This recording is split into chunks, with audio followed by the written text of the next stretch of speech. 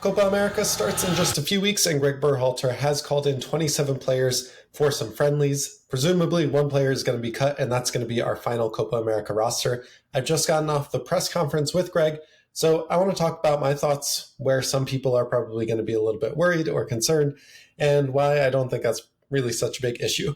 I also have a starting 11 that is a 3 in the back and a 4 in the back system. So let's talk about all of that now. The U.S. men's national team roster for Copa America. Now, the goalkeepers are pretty standard. I think a lot of people, and let me just say this first too, I think a lot of the concern and a lot of the worry and a lot of the outrage is going to be around the players that are like 22nd to 26th in our pool. There are a lot of players that deserve to be here, probably more than I would say Timmy Tillman or someone like Sean Johnson.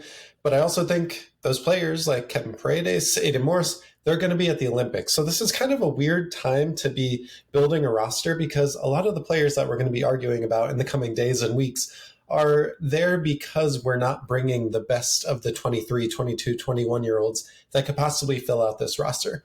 So I think just if you have any madness, any anger towards this roster, I'd just take a breath and think about, why is that player not there? Probably because they're going to be with the Olympics. Okay, now let's actually talk about the 27 players. So at goalkeeper, we have Matt Turner, Ethan Horvath, and Sean Johnson. Matt Turner is my starter. He's the best goalkeeper we have.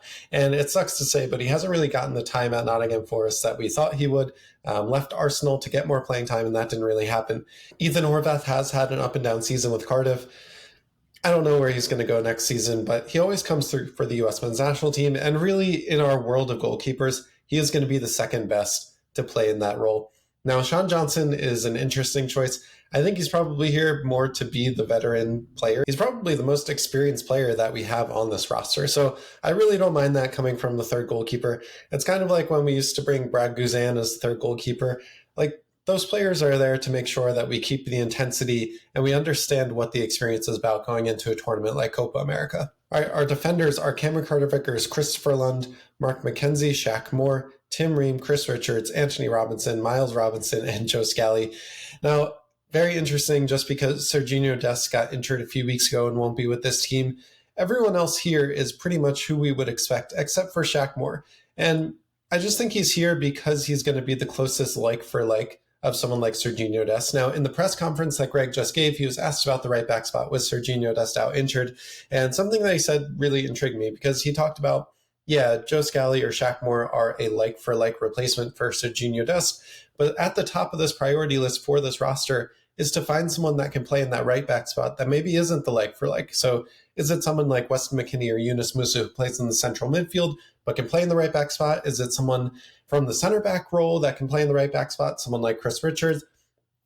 We also think about Timothy Weah playing more as an attacking right wing back. So Greg knows that these are options. He understands that it's not just Joe Scally or Shaq Moore that is going to take over this right back spot. I think up to him in terms of these next two friendlies, it's a really important thing to try out some of these players and see how they go at the right back position. Everyone else, though, you pretty much expected them to be there. Christopher Lund playing in the Serie B in Italy, probably not the highest competition level, but he has shown really well for the U.S. And, you know, he's a role player. I'm excited for him to be here. It's really going to be between, we have depth at center back now.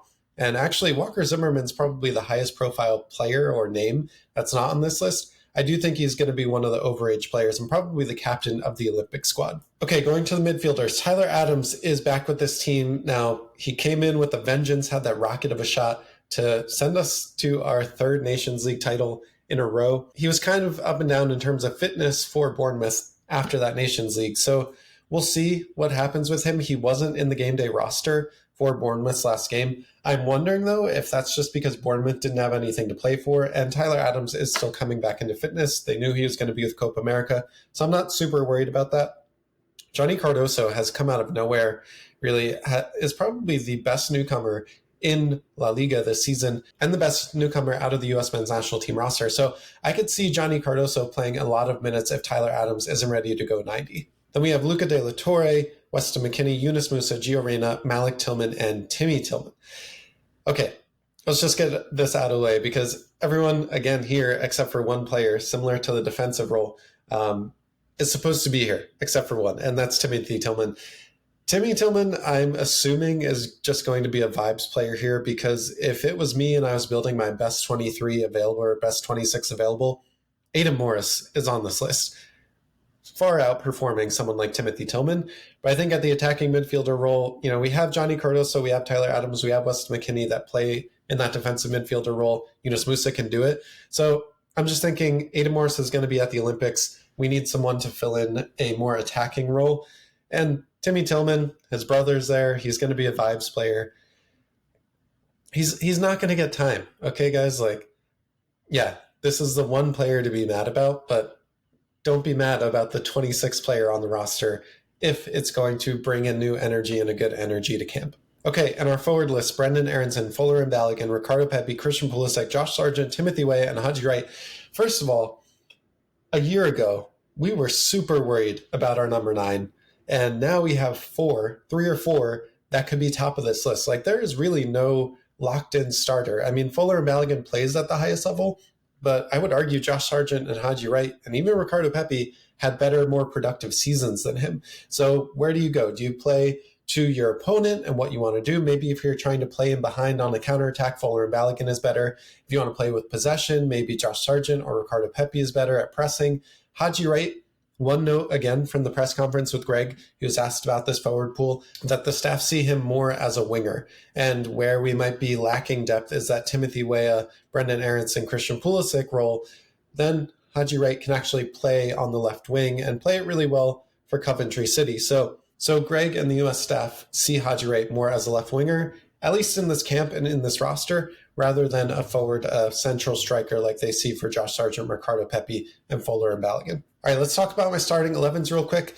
I'm going to go kind of like the standard 4-3-3, what I think Greg will do, and that's Matt Turner in goal, Anthony Jedi Robinson at left back, Chris Richards and Cameron Carter-Vickers at center back, Yunus Musa at right back. Now, he played this role in some of the last games of the Serie A season for AC Milan, did really well. I like his work right there, and I like what he gives us from the right back role, because Serginho Dest was really great at beating players one-on-one, opening up space, taking players on the dribble, and Yunus Musa can do that.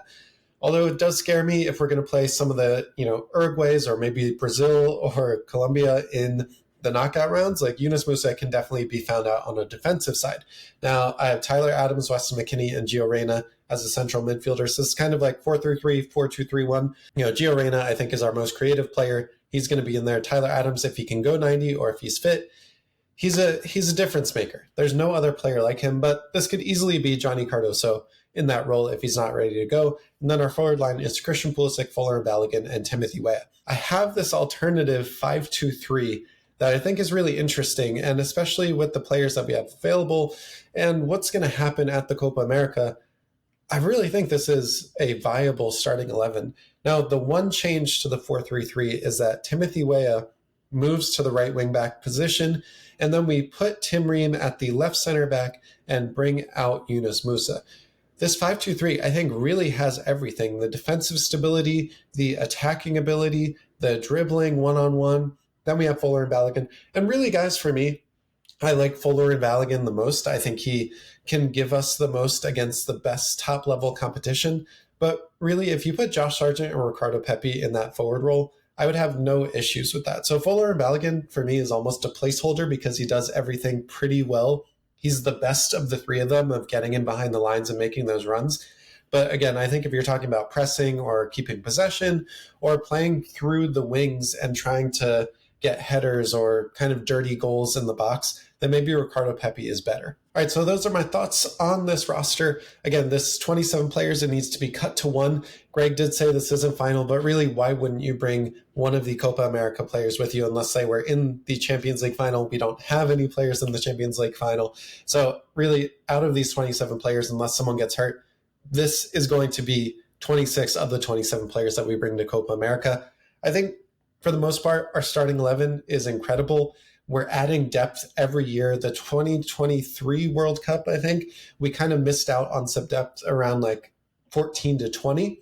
Now I think we're pushing that level up. We're missing out on some depth around positions 16, 17 to 26. And if we can fill that out, we're going to be competing with the best. But I think in terms of what we're trying to do at Copa America, trying to make a statement, hopefully make the semis or better, And this roster can do it. We just need to perform on the day. And Greg needs to find the right plans and make the right in-game adjustments. Now, whether you trust him to do that or not is a completely different conversation, but this is just about the roster. What do you think? Let me know down below in the comments. Obviously, I'm in a new place right now. I'm going to be here for the next 2 weeks as I get some work done on my house. So this will be the background when I have some videos out. Thanks so much for watching. I'll see you next time. Peace.